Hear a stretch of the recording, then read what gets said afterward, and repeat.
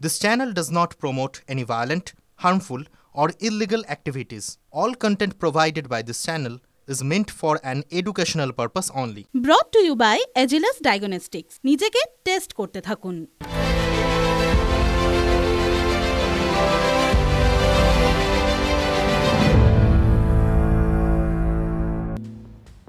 নমস্কার, merry Christmas. আজ বড়দিন, যিশু খ্রিস্টের জন্মদিন। উৎসবে মাতোয়ারা গোটা দুনিয়া। এদিকে শীতে জমে গেছে শ্রীনগরের ডাল লেক। দেখুন, জমে গেছে জলপ্রপাত। জমবেই তো। 50 বছরের রেকর্ড ঠান্ডা এবার কাশ্মীরে। আর আমাদের রাজ্যে শীত যেন শীত ঘুমে গেছে। আবহাওয়া ঠান্ডা হচ্ছেই না। শীতে শীত কোথায়? রাজনীতির গরম চটচর করে বাড়াচ্ছে। আর রাজনীতির গরমকে কি ভয় পাচ্ছে প্রকৃতির শীত? বিধানসভা ভোট সেই 2026-এ। এখন থেকেই ভোটের বাজনা বাজছে 2026-এর কথা ভেবে। 2026-এর ভোট যুদ্ধ যেন ধর্মযুদ্ধ, মানে ধর্ম নিয়ে যুদ্ধ। যিশু খ্রিস্টের জন্মদিনেই বীরভূমের সিউড়িতে বেণীমাধব স্কুলের মাঠে হিন্দু সমাবেশ। সেখানে হাজির বেলডাঙ্গার ভারত সেবাশ্রম সংঘের স্বামী প্রদীপ্তানন্দ ওরফে কার্তিক মহারাজ। মঞ্চে বিজেপি নেতাদের ভিড়। সব তদারক করছেন বিজেপির জেলা সভাপতি ধ্রুব সাহা।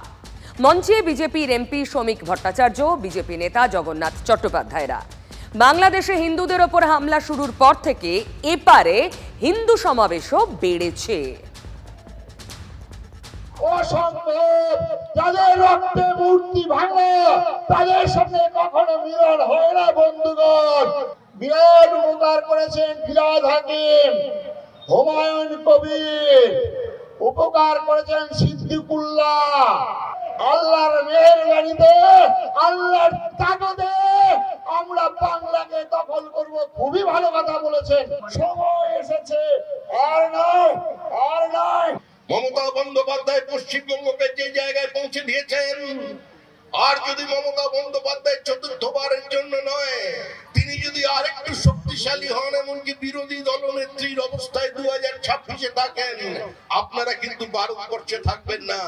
আপনাদের এটা যে সুরাবর্তীর অপূর্ণ যে স্বপ্ন ছিল, অখণ্ড বাংলা, স্বাধীন বাংলা, যে স্বপ্ন সাকার করবার দায়িত্ব নিয়েছেন জনাব ফিরহাদ সুরাবর্তী হাকিম, আজকে তাকে পূর্ণ করে দেবে এই তৃণমূল কংগ্রেস।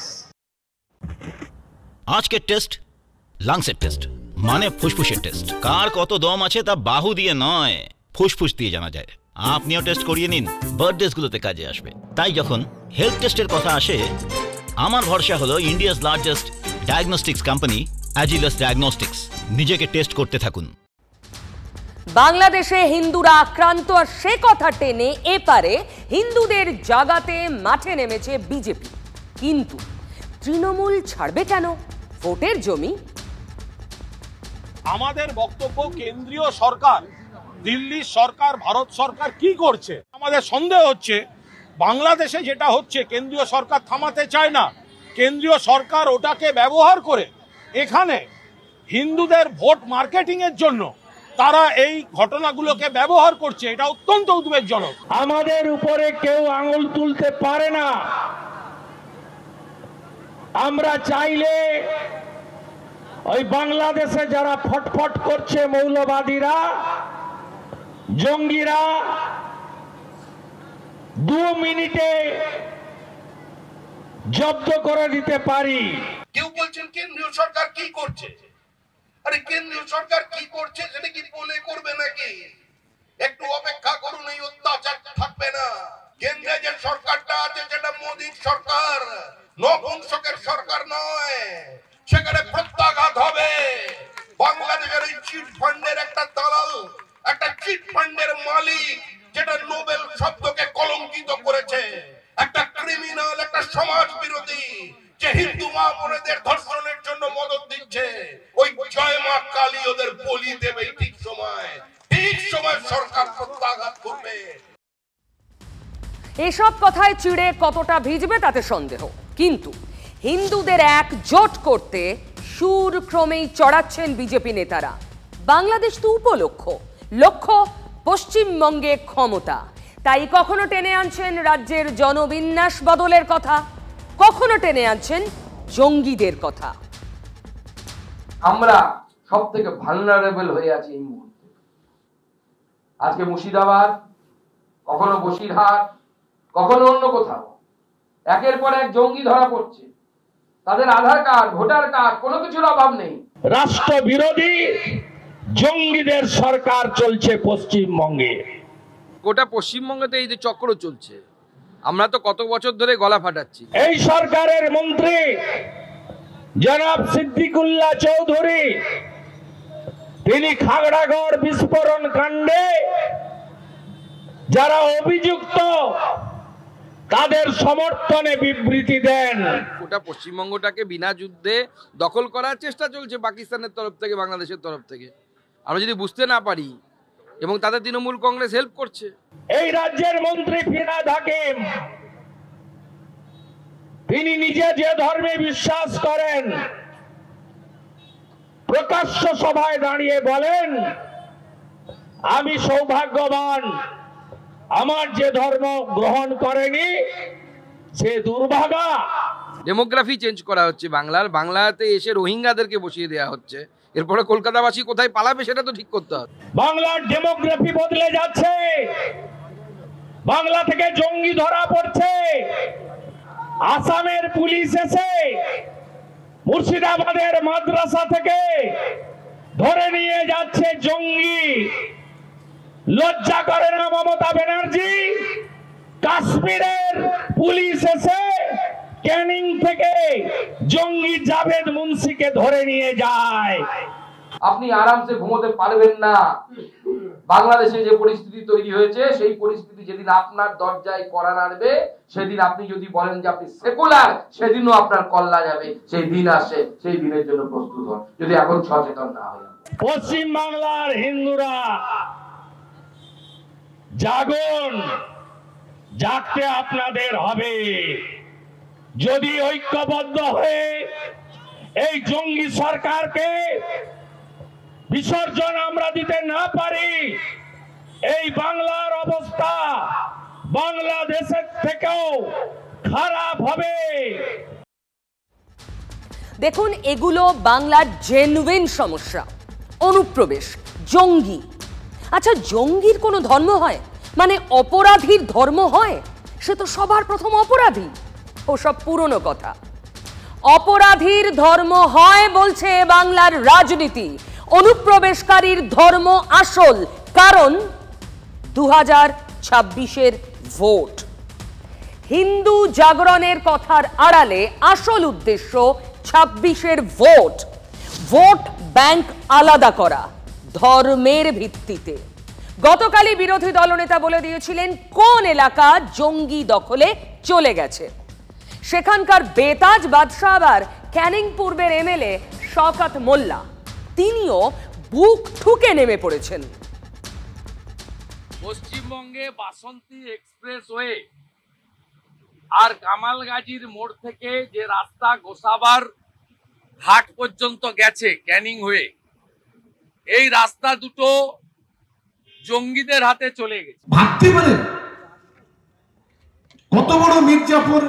এই রাস্তার দুই পাশ ধরে যদি আমরা দেখি, হিন্দু, মুসলমান, খ্রিস্টান, আদিবাসী সব একসঙ্গে বসবাস করছে। আজকে তাদেরকে বলছে জঙ্গি, জঙ্গিদের হাতে চলে গেছে। Due to Trinamool Congress, Mamata Banerjee vote ব্যাংকের রাজনীতি, মুসলিম লীগ টুর সরকার চলছে। আমি প্রশ্ন করতে চাই এই শুভেন্দু অধিকারী মতো গাদ্দারকে, যে আজকে যদি বাংলাতে যদি জঙ্গি ঢোকে, তার দায়ভার মমতা বন্দ্যোপাধ্যায় নয়, বাংলার স্বরাষ্ট্র দপ্তরে নয়, তার দায়ভার হচ্ছে কেন্দ্রীয় সরকারের। সিপিএম এর হারমাত ছিল, এখন তৃণমূলের জল্লাদ হয়েছে। ও জঙ্গিদের লুকিয়ে রাখছিল। জাভেদ মুন্সি ধরা পড়ার পর ও নিচে আতঙ্কিত, কারণ শওকত মোল্লাও আরেকটা জঙ্গি। ভাবতে অবাক লাগছে যে নিজের টিআরপি কমে যাচ্ছে, প্রত্যেকটা ভোটে গোহারা হাঁটছে, হাঁটতে হাঁটতে হারাউল্লাহ হয়ে গেছে। আর তৃণমূল তৃণমূল কংগ্রেসের বিরুদ্ধে দোষারোপ করে, তৃণমূল কংগ্রেসের বিরুদ্ধে কুৎসা করে আজকে নিজের টিআরপি বাড়াতে চাইছে। এই বিষয়ে পশ্চিমবঙ্গবাসীর কোনো ডাউট নেই যে শওকত হচ্ছে সার্টিফাইড আইএসআই মার্কা লাগবে জঙ্গি একটা। আজকের আবার বলছেন যে শওকত মোল্লা একজন জঙ্গি। আসলে আমি মনে করি এই জঙ্গিদের সঙ্গে যোগাযোগ আমাদের নেই। এই জঙ্গিদের সঙ্গে যদি যোগাযোগ যদি থাকে এই এদের মতো শুভেন্দু অধিকারীর মতো নেতারা, তা না হলে ওরা এই ধরনের কথা বলতে পারে না। যদি উনি জঙ্গিদের রুটও জানেন, এটাও তো মারাত্মক নেটওয়ার্ক।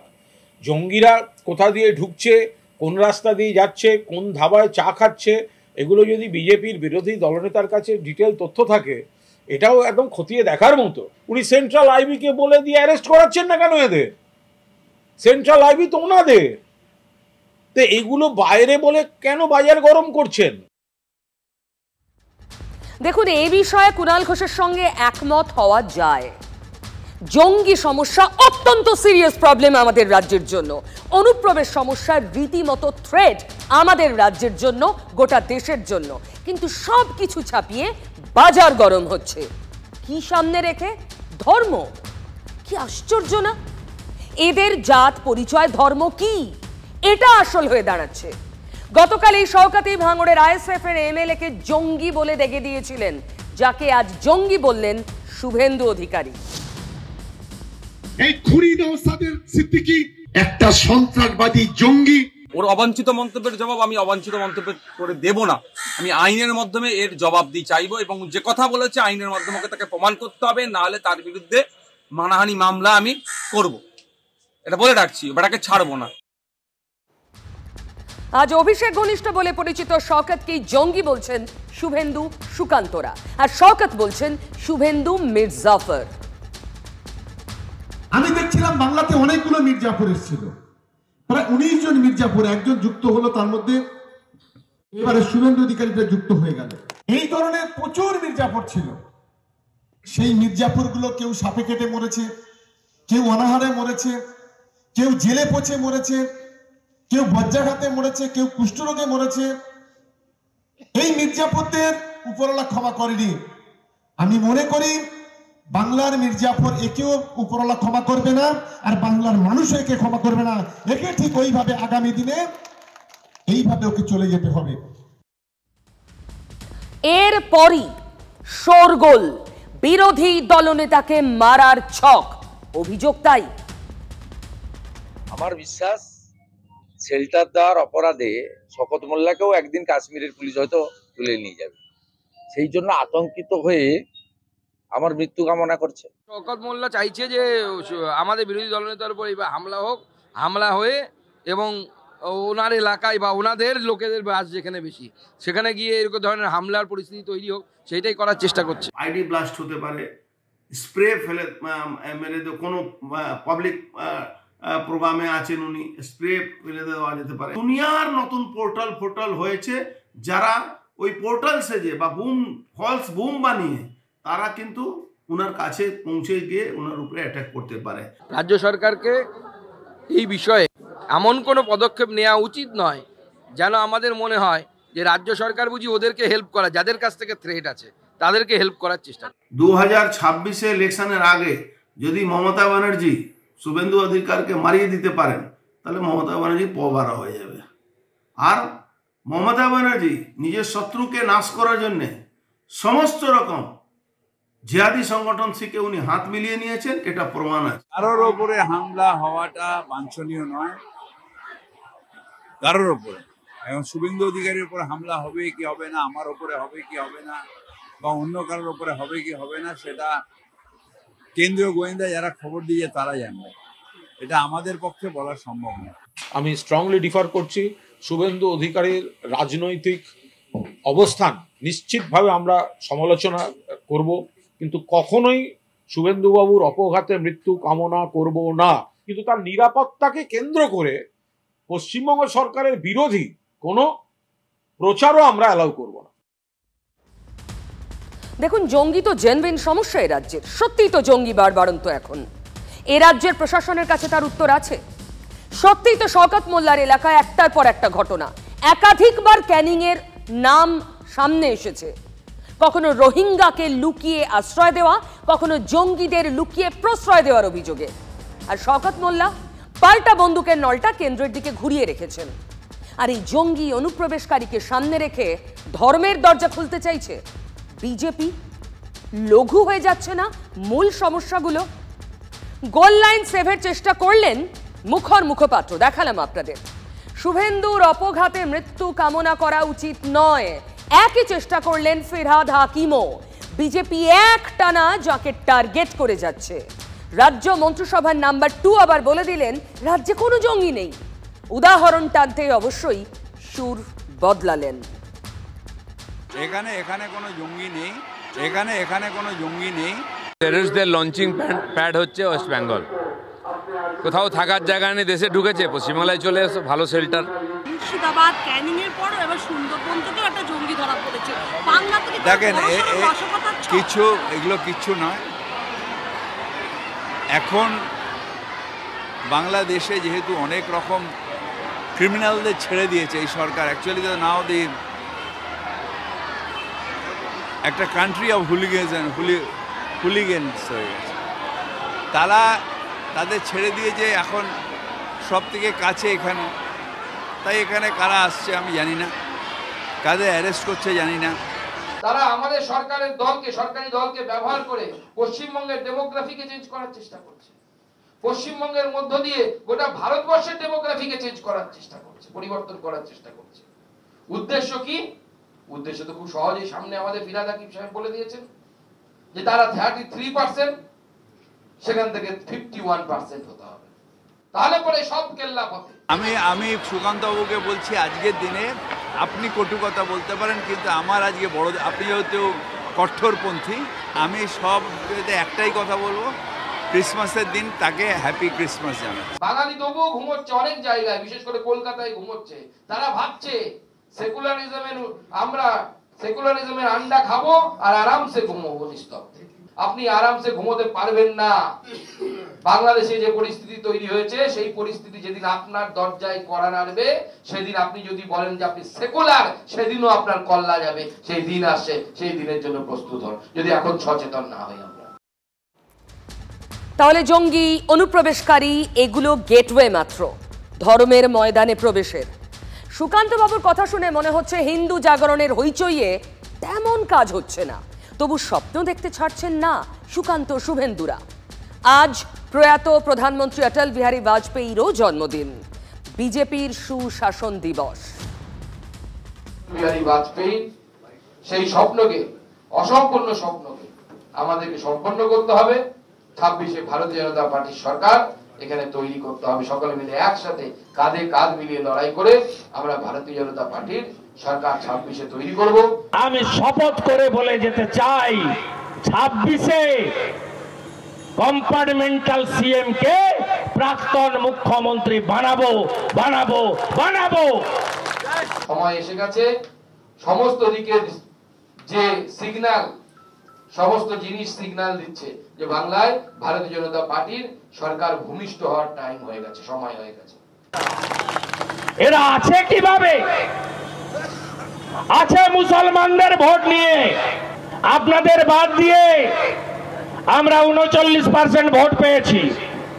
2,33,27,000 ভোট সব হিন্দুদের ভোট এবং জনজাতিদের ভোট, আপনাদের ভোট নাই।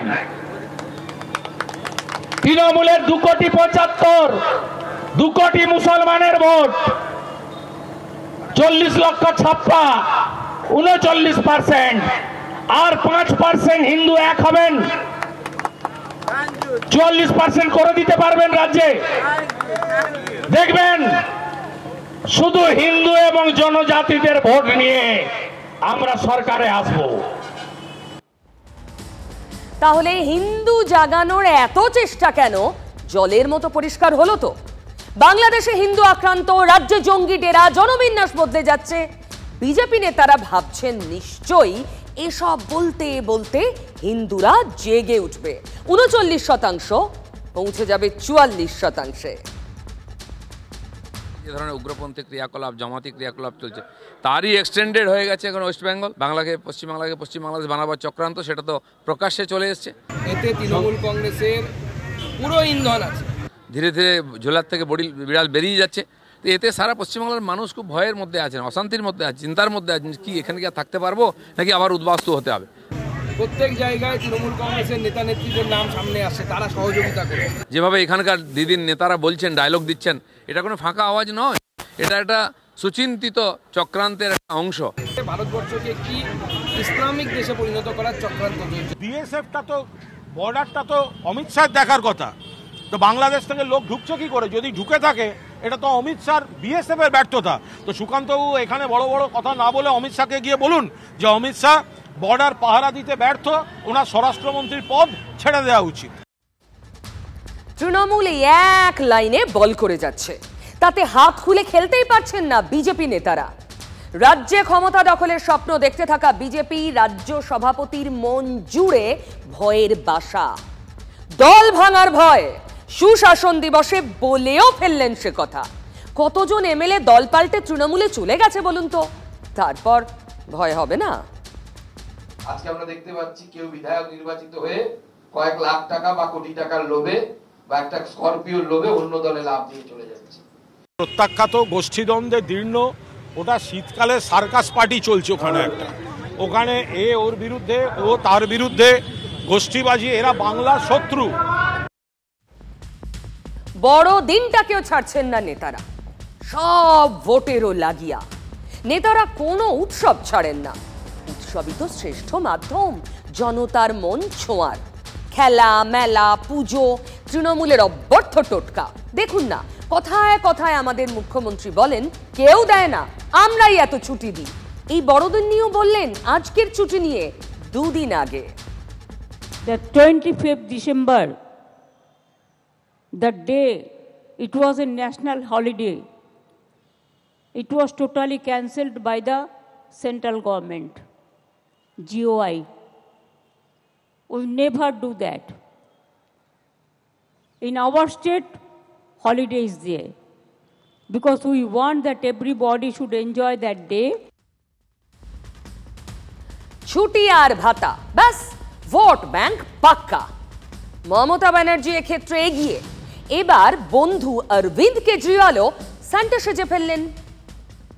বড়দিনে উৎসবের মুডকে কাজে লাগিয়ে সোশ্যাল মিডিয়ায় অভিনব প্রচার ভিডিও প্রকাশ করলো আম আদমি পার্টি, যার গোটাটাই এআই এর কামাল, আর্টিফিশিয়াল ইন্টেলিজেন্স দিয়ে তৈরি। 36 সেকেন্ডের ভিডিওয়ে কেজরির পরনে স্যান্টার চিরাচরিত সাদা লাল পোশাক, মাথায় ক্রিসমাস ক্যাপ, সঙ্গে লাল রঙের ঝোলা। কিন্তু এই ঝোলা থেকে বেরোলোটা কি, সেটাই তো আপনাদের দেখাবো। স্যান্টা সেজে কেজরি কি উপহার দিলেন দিল্লিবাসীকে। উপহার কি দেখলেই বুঝে যাবেন কি ছিল ঝোলায়। মহিলা সম্মান যোজনায় মেয়েদের জন্য 2100 টাকা মাসিক ভাতা, 2100, আমাদের রাজ্যে 1000। সঞ্জীবনী প্রকল্পে বিনামূল্যে চিকিৎসা, বিনামূল্যে বিদ্যুৎ, বাসে মহিলাদের বিনামূল্যে পরিষেবা। মানে ভোটের প্রতিশ্রুতি হিসেবে কেজরি সরকার যা যা বলে এসেছে এবং করে এসেছে, বড়দিনে স্যান্টা রূপী কেজরির ঝুলি থেকে সেগুলোই বেরোলো।